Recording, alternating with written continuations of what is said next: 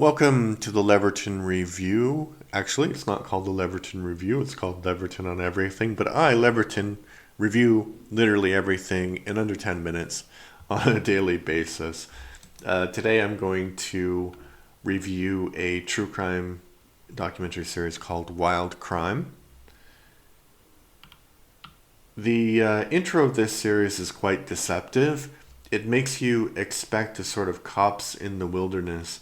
But in fact, the two seasons do a thorough examination of two separate cases. Both cases are interesting in their own right, but I think the second season has wider societal implications. That's because a potential serial killer named Henry Lee Lucas is involved. We know for a fact that Henry Lee Lucas murdered three people: his mother, an underage girl he was associated with, and her guardian.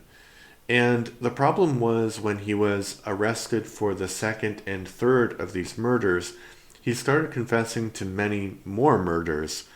This was, in retrospect, a pretty obvious attempt to get benefits for himself and avoid the death penalty as long as he could.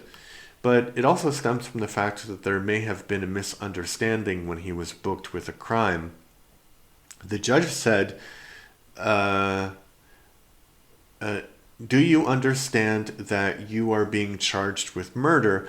And he said, yes, sir, I have hundreds of them. The courtroom went wild because everybody assumed that he was claiming to have murdered hundreds of people, but I think it's possible he misunderstood the question or wasn't paying attention to the question.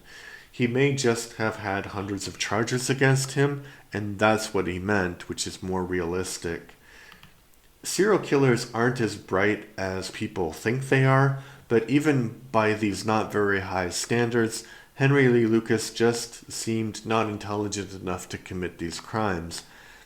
People later went back and debunked the possibility that he committed many of the murders, and in fact, some of the investigators invented murders and crimes, and Henry confessed to those as well. So in the second season, so the second season has the case that Henry Lee Lucas is attached to and that he confessed to. But there's very little evidence that he had anything to do with it, and in fact his confession probably helped misdirect the investigation away from the people who were involved. I think that there is a reputation that police in the United States don't solve as many crimes as they used to, and while that may be true, I think that there should be an understanding that some of the cases that were solved in the past were solved in such a sloppy manner that the real culprits were never brought to justice.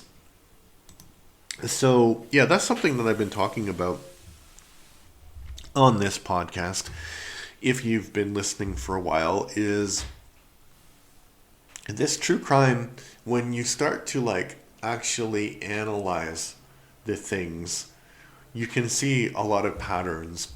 And the one big thing is that media attention has a negative effect on the police's ability to solve crimes.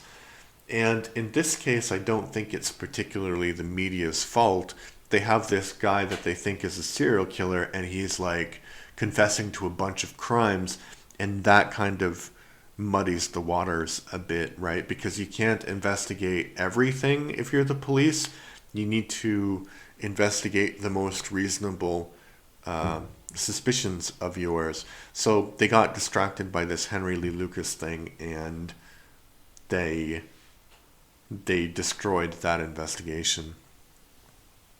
So I think there's another documentary about Henry Lee Lucas. I don't remember what it's called, but it does go into everything that I mentioned in this particular episode. All right, please check out my other podcast, Death by Disney. It might sound like it's a true crime thing, but no, I just watch Disney movies in chronological order and give you my opinion of them. So check that out. Thank you. Bye.